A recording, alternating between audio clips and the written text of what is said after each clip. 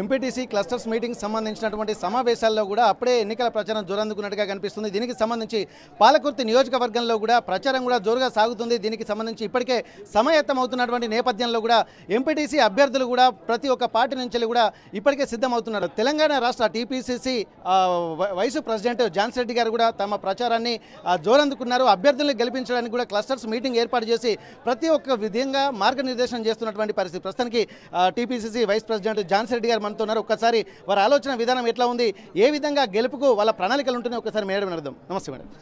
Madam, ఇప్పటివరకు అయితే కార్యకర్తలతో కొంత ఉత్సాహం అయితే కనిపిస్తుంది. గత అంటే ఎన్నికలకు సంబంధించి ఈ ఎన్నికలకు సంబంధించి కూడా కొంత ప్రత్యేకంగా ఒక వ్యత్యాసం అయితే కనిపిస్తుంది. కార్యకర్తల ఆలోచన విధానం ఎట్లుంది, ఈ ప్రచారంలో పాల్గొంటుంటే మీకు ఏమనిపిస్తుంది మేడం? తప్పకుండా అండి. అంటే ఇప్పుడు మేము గ్రాస్ రూట్లో కోసమనే మేము మండల కోఆర్డినేటర్లు పెట్టడం జరిగింది. అదేవిధంగా ఎంపీటీసీ కోఆర్డినేటర్ని మరి ఒక్కొక్క గ్రామానికి ఒక్కొక్క కోఆర్డినేటర్ని పెట్టడం కూడా జరిగింది. ఎందుకంటే మన పథకాలన్నీ కూడా మన కాంగ్రెస్ పార్టీ ఇచ్చే పథకాలన్నీ కూడా తప్పకుండా గడప గడపకి పోవాలని మరి ఇప్పుడు ఇవన్నీ చేయాలి. కోఆర్డినేషన్ కూడా కొన్ని దగ్గర గ్రామ పార్టీ అధ్యక్షులతోటి కానీ మరి అక్కడ ఉన్న లోకల్ నాయకులతోటి కానీ కోఆర్డినేషన్ అనేది కొంచెం ల్యాక్ అయింది. సో దాని ద్వారా కూడా ఇప్పుడు కోఆర్డినేషన్ మెయిన్గా ఇప్పుడు రాబోయే స్థానిక ఎలక్షన్స్లో కోఆర్డినేషన్ చేస్తేనే మనకు పార్టీ గట్టిగా ఉంటుంది. మన పార్టీని కూడా మనం బలపరచుకోవాలనే ఉద్దేశంతో ఈ కోఆర్డినేటర్ల మీటింగ్ అనేది ప్రతి ఒక్క గ్రామాల్లో పెట్టడం జరుగుతుంది. మేడం, గత ఎన్నికల్లో మీరు యశస్విని రెడ్డి గారు ఎమ్మెల్యేగా ఉన్నప్పుడు 50,000 పైచీలకు మెజార్టీతో గెలిచినటువంటి నేపథ్యంలో అట్లాంటి పరిస్థితులు మళ్ళీ ఉన్నాయా ఇప్పుడు మీకు ఈ వాతావరణం చూస్తుంటే? తప్పకుండా అండి. మీకు ఏమైనా డౌటా? ఎందుకంటే ఇంతమంది జనాలను చూసిన తర్వాత, ఇంతమంది మా నాయకులను చూసిన తర్వాత డౌటే లేదు అందుట్లో. సో తప్పకుండా ప్రతి ఒక్క ఎంపీటీసీ, ప్రతి ఒక్క జెడ్పీటీసీ, ప్రతి ఒక్క సర్పంచ్ కూడా మా టికెటే మా గెలిపే. కొన్ని ప్రాంతాలలో కొంత అసంతృప్తి ఉన్నట్టుగా కనిపిస్తుంది. దానికి సంబంధించి స్థానికంగా ఉన్నటువంటి నాయకత్వం కూడా కొంత సర్దుబాటు అయితే చేస్తున్నట్టుగా కనిపిస్తుంది. మరి మీకు అట్లాంటి మీ దృష్టికి వచ్చాయా? ఎందుకంటే అసలు మీ దృష్టి ఉందా లేదా అన్నటువంటి పరిస్థితి. ఎందుకంటే మొన్న జరిగినటువంటి ఒక మీటింగ్లో ఒక స్థానికంగా ఉన్నటువంటి 7 సభ్యుల్ని కూడా మండల స్థాయి నాయకులను కూడా సస్పెండ్ చేసినట్టుగా తెలుస్తుంది. అట్లాంటిది మీకేమన్నా రాబోయే ఎన్నికల్లో ఎట్లాంటి పరిస్థితి ఉండబోతున్నాయి? కొంత వ్యతిరేక వర్గం కూడా ఉంటున్నట్టుగా తెలుస్తుంది. దీన్ని మీరు ఎట్లా ఓవర్కమ్ చేస్తారు మీరు? అంటే వ్యతిరేక వర్గాలు అనేది వాళ్ళకి అసంతృప్తి వర్గాలు అనేది 2 ఉన్నాయి ఇక్కడ. అదే 2 కలిపి ఒకటయ్యారు ఇప్పుడు. సో ఆ గ్రూప్ అనేది ఏంటంటే వాళ్ళకి సొంత ఇది కోసము సొంత బెనిఫిట్స్, అంటే వాళ్ళ అజెండా అనేది ఒక స్పెషల్ అజెండా ఉంది. వాళ్ళకి కాంగ్రెస్ జెండా కాదు, వాళ్ళకి ఒక ఇది కోసమని వాళ్ళు చెప్పినట్టే వినాలి ఎమ్మెల్యే గారు కానీ, ఇన్ఛార్జిగా నేను కానీ. సో అది అనేది కుదరదు. ఎందుకంటే మా ప్రజల నీడ్స్ ఏంటి, మా ప్రజలకు ఏం కావాలి, మా నియోజకవర్గానికి ఏమి కావాలి, పార్టీ ఏమి చెప్తుంది అనే మేము లైన్లో చేయడానికే తప్పితే ఎవరో చెప్పినట్టు చేయడానికి కాదు, లేకపోతే ఎవరో చెంచాగిరి చేయడానికి కాదు. మేడం, ఒక్క ఓటు 2 మనుషులం పనిచేస్తున్నామన్నటువంటి ఒక మెసేజ్ మాత్రం మీరు ఇస్తున్నారు.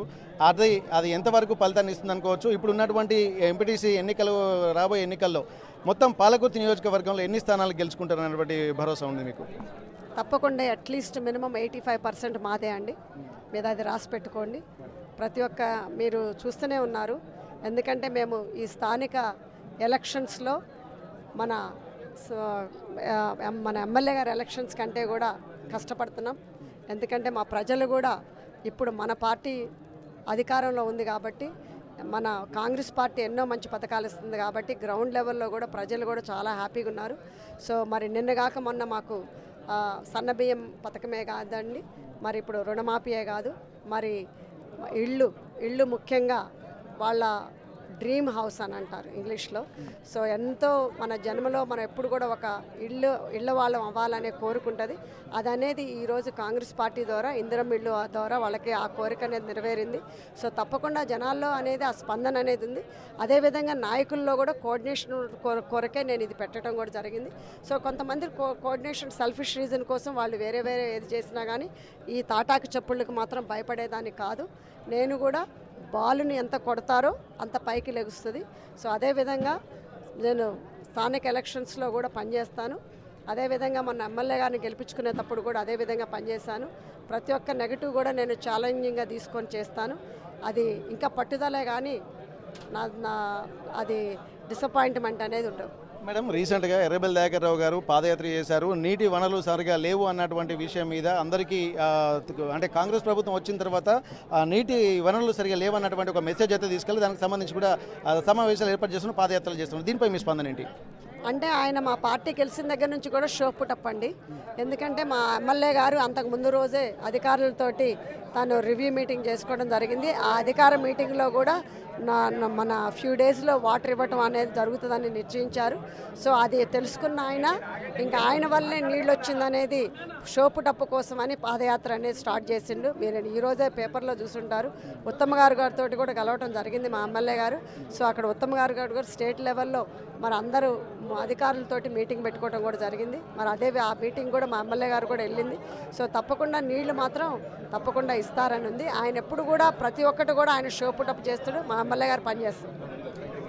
ఇక్కడ ప్రస్తుతానికైతే ఇక్కడ మనం చూస్తున్నాము, ఇక్కడ స్థానిక సంస్థలు ఉన్నటువంటి వాళ్ళందరినీ కూడా అంటే కాంగ్రెస్ పార్టీ నుంచి ఎవరు పోటీ చేసినా ఎంపీటీసీ ఎన్నికల్లో కూడా పోటీ చేసిన అందరూ కూడా గెలిపిస్తామని చెప్పి అంటున్నారు. దీనికి సంబంధించి కూడా ఎవరు కొన్ని కుట్రలు కుతంత్రాలు కూడా జరుగుతూ ఉంటాయి కాబట్టి వాటన్నిటిని దృష్టిలో పెట్టుకొని కూడా ఒక సమన్వయం సాధించడం కోసం ఇక్కడ క్లస్టర్స్ మీటింగ్ ఏర్పాటు చేశామని చెప్పి అంటున్నారు. ఈ క్లస్టర్స్ మీటింగ్ సంబంధించి కూడా ప్రతి ఒక్క సమన్వయంతో ముందుకు వెళ్తామని చెప్తున్నారు. రాబోయే ఎంపీటీసీ ఎన్నికల్లో కూడా ప్రతి దాంట్లో కూడా 80% పైగా విజయం సాధిస్తామన్నటువంటి ఒక ధీమా వ్యక్తం చేస్తున్నారు. ప్రతి సిచ్యువేషన్ని కూడా కూలంకషంగా అబ్జర్వ్ చేస్తున్నాము. కొత్త వాళ్లను కోఆర్డినేటర్లుగా కొంతమంది నియమిస్తున్నాము. పాత వాళ్ళు ఉన్నటువంటి వాళ్ళందరినీ కూడా కవర్ చేసుకుంటూనే అందరి సమిష్టి కృషితో రాబోయే ఎన్నికల్లో విజయం సాధిస్తామన్నటువంటి ఒక ధీమా మాత్రం ఇక్కడ TPCC vice president Jhansi Reddy గారు చెప్తున్నటువంటి పరిస్థితి.